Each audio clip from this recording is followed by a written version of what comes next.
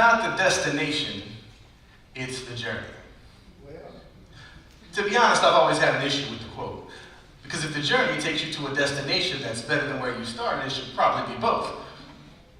But for those of us still on this journey, you're deserving of a toast for being given the least and still somehow creating the most. And my approach?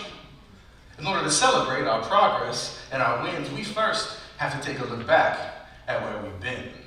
550 years ago, give or take, this land was discovered.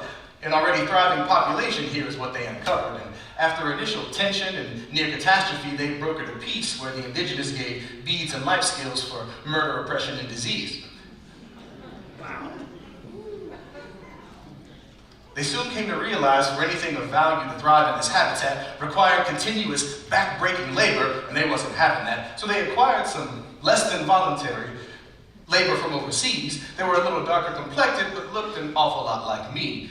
And with this system of labor for not much, this land continued to succeed. And in 1776, we became the land of the free.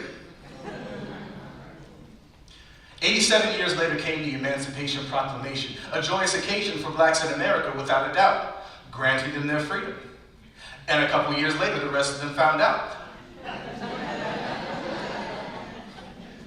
And for the next 100 years, they lived as this country's denizens, but still not considered to be a part of its citizens. Even though on the backs of our ancestors were built this country's foundations, black people still weren't allowed out of the basement. The civil rights movement gave us a fighting chance to make it, and now we have a shot at a penthouse with windows that's south-facing. It's amazing.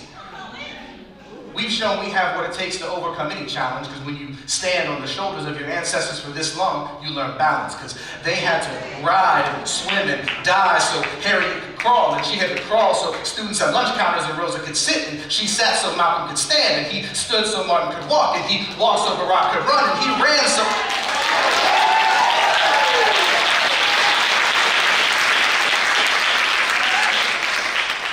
You tell me what comes next. Because if to be right, we may have gone back a few steps.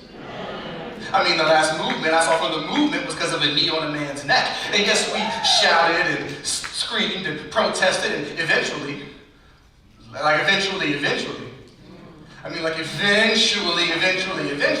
that man was checked, and then we cheered and cried and pat ourselves on the back like we eliminated the threat.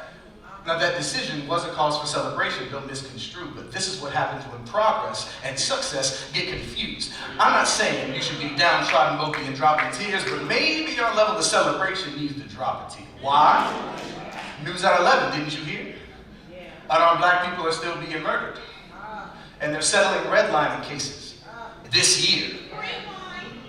You see, in Dr. King's dream, the mountaintop wasn't a final destination. Understand, it was a higher elevation so we could survey the land, evaluate our surroundings, and figure out where we stand. And once we know our position, we start making demands like, I know my value, now you put it in my hands. See, I know you love our natural hair and all its shapes and textures, more descriptions and styles than you can find in Webster's. It can be curly, straight, long, short, up, down, or styled with a bow, both 360 and finger waves, puffs, tapers, twists, singles, French braids, and cornrows. We got plaits, fades, locks, boxes, kinks, knots. It can be worn all over the place or styled with the precision of a surgeon. And the most amazing thing is, I'm talking about the hair from one person.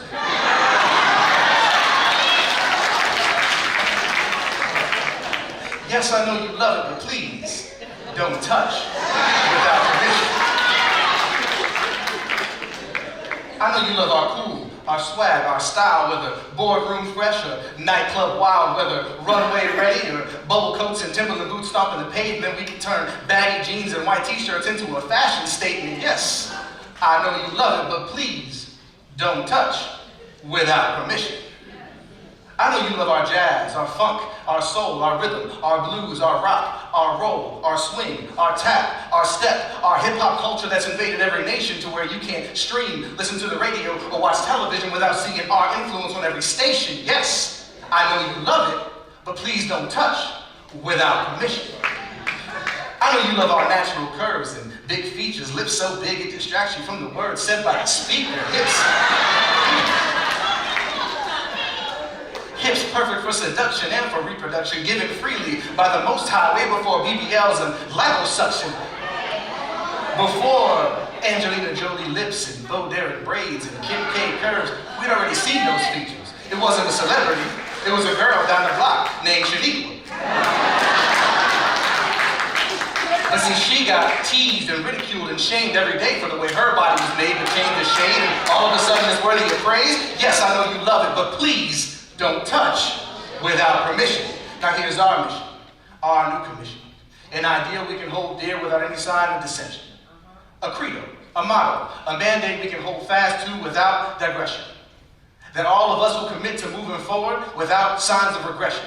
From backstage to balcony, basement to the far reaches of this facility, we will all try to the best of our ability to take this next generation and educate them differently and show them that the Civil Rights Act means we have a right to act civilly. You tell them their past environment doesn't dictate their future reality, and not to get caught up in the idea of the crabs in a barrel mentality. See, crabs don't belong in a barrel, and that's a fact. When you take something that belongs in the ocean and put it in a barrel, no wonder it doesn't know how to act. See, that's the common sense and understanding that they lack. Because when you take something that's supposed to be free and put it at the end of a barrel, it'll react. If you see another black woman, a black man, you do the nod. The fact that there's any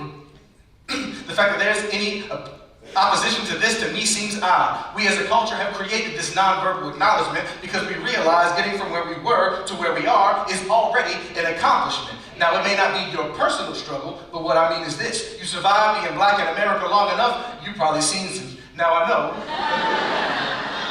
not everyone is going to agree with this strategy. And some of what I said may make some people mad at me. But we will not reach our destination if we continue to act casually, and we need to unite over something that's not a tragedy. So for everybody here, take the message to those outside the venue. That march from Selma to Montgomery was 121,500 steps in the right direction on the journey that we continue.